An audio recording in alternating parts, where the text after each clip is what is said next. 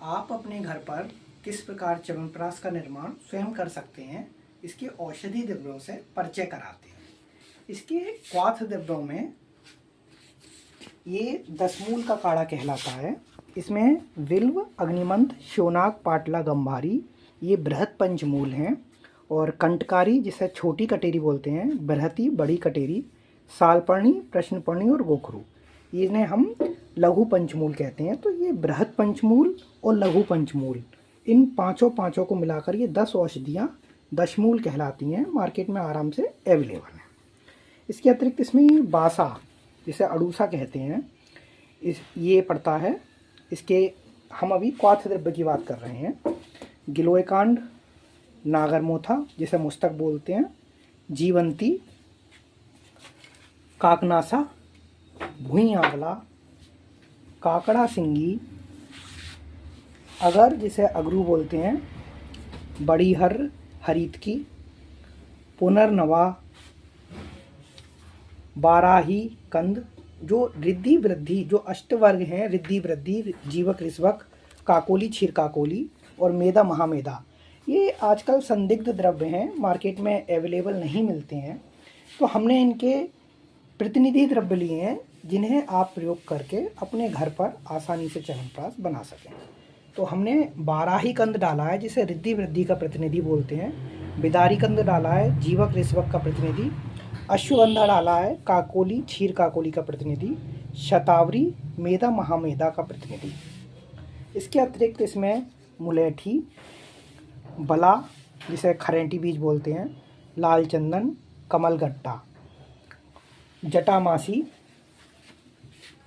कचूर, पुष्करमूल, मांसपर्णी, मुदकपर्णी, द्राक्षा, इस प्रकार ये इसके क्वाथ द्रव्य हैं।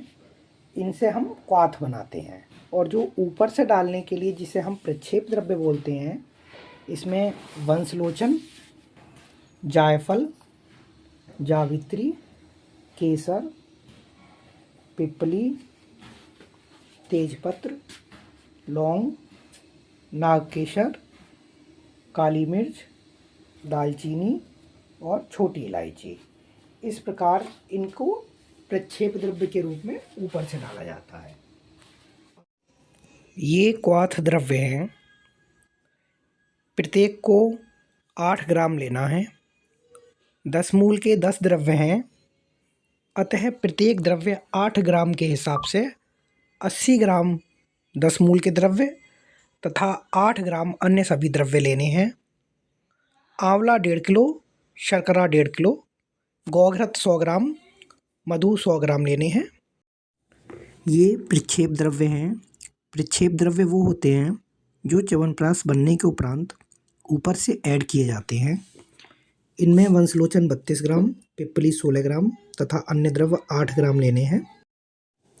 केसर तथा भस्में जैसे स्वर्ण, रजत, अभ्रक, नागभंग, यशद, लौह भस्म, शंख भस्म, गोदंती भस्म आवश्यकता और सामर्थ्य अनुसार ऐड की जा सकती हैं। क्वाथ द्रव्यों और प्रक्षेप द्रव्यों के बारे में हमने समझ लिया। अब च्यवनप्राश के मुख्य द्रव्यों के बारे में बात करते हैं।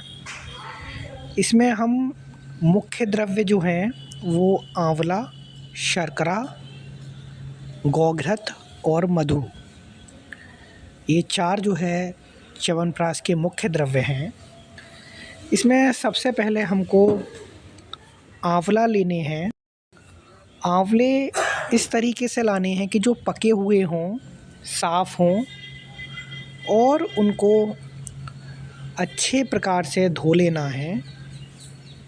धोने के बाद में च्यवनप्राश निर्माण के लिए आंवलों की पिष्टी बनानी है, आंवले की कल्क का निर्माण करना है। आंवले की पिष्टी के लिए सबसे पहले आंवले को अच्छे प्रकार धो के एक तरफ रख लेना है, और जो क्वाथ द्रव्य हैं उसका क्वाथ तैयार करना है। क्वाथ निर्माण के लिए ताम्र या पीतल के कलाईदार पात्र को लेना है, या घर में स्टेनलेस स्टील के भगोने को ले लेना है। इसमें क्वाथ द्रव्यों का 16 गुना जल लेना है। क्वाथ द्रव्यों को यवकुट करके इस जल में डाल देना है तथा मंदाग्नि पर पाक करना है। जब ये जल चतुर्थांश शेष रह जाए तो गैस को बंद कर दें। क्वाथ बनने के बाद इसको छलनी की मदद से छान लेना है। आंवले को उस क्वाथ में डाल बर्तन में रखकर मंद अग्नि पर पकाएं।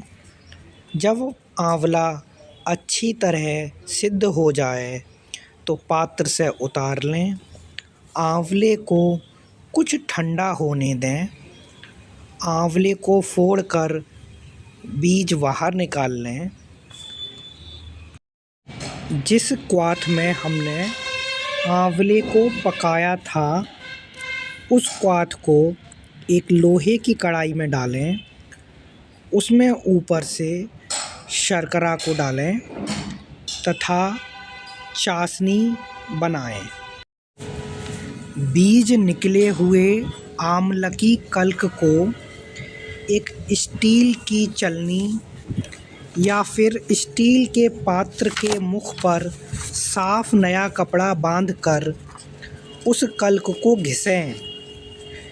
इससे गुद्दी नीचे आ जाएगी और रेशा ऊपर रह जाएगा। रेशे को फेंक दें, गुद्दी को उपयोग में लाएं। खट्टेपन के कारण चाशनी में उफान अधिक आता है, अतः सावधानी से चलाते रहें। जब 2 तार की चाशनी हो जाए तो पात्र को चूल्हे से उतार लें। अब आमलकी कल्क को भूनेंगे। शास्त्रों में घी और तिल दोनों में भूनने का उल्लेख है। तेल के साथ भर्जन करने पर च्यवनप्राश का स्वाद उतना स्वादिष्ट नहीं रहता, इसलिए घर पर केवल घी में भूनिए। जब भूनते भूनते कल्क का वर्ण कत्थई हो जाए, कल्क पर अंगुलियों के रेखाओं के निशान बन जाएं, मर्दन करने पर कल्क की बर्ती बन जाए, तब समझ लीजिए कि कल्क भुन गया है। चाशनी में भुने हुए आमलकी कल्क को डालकर अच्छी तरह से मिलाना चाहिए। इसके बाद प्रक्षेप द्रव्यों के चूर्ण को उसमें डालकर अच्छी तरह मिलाना चाहिए। ठंडा होने पर इसमें मधु मिलाकर रख दें। प्रक्षेप द्रव्यों को डालने के उपरांत इसमें केसर, स्वर्ण, रजत आदि भस्में भी मिलाई जा सकती हैं। च्यवनप्राश रसायन की तरह कार्य करता है। रस, रक्त, मांस, मेद, अस्थि, मज्जा, शुक्र सप्त धातुओं का पोषण करके ओज की वृद्धि करता है। ये स्मरण शक्ति को बढ़ाता है, बल, बुद्धि और कांति को बढ़ाता है, स्फूर्ति लाता है,